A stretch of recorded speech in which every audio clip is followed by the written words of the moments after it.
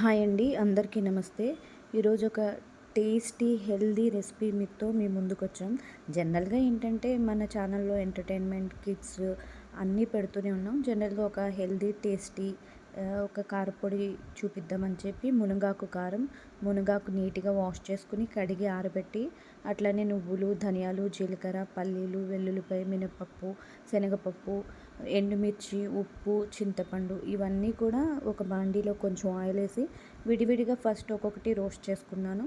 తర్వాత లాస్ట్లో అన్నీ కలిపేసి మంచిగా చాలా సిమ్లో పెట్టి ఒక 15-20 మినిట్స్ వరకు చాలా సిమ్లో, అంటే మంచిగా అంతా క్రిస్పీగా మాడిపోకుండా టేస్టీగా క్రిస్పీగా అయ్యేలాగా వేయించుకుని, తర్వాత వీటన్నిటిని మిక్సీలో వేసుకుని చక్కగా పొడి కొట్టుకున్నాను.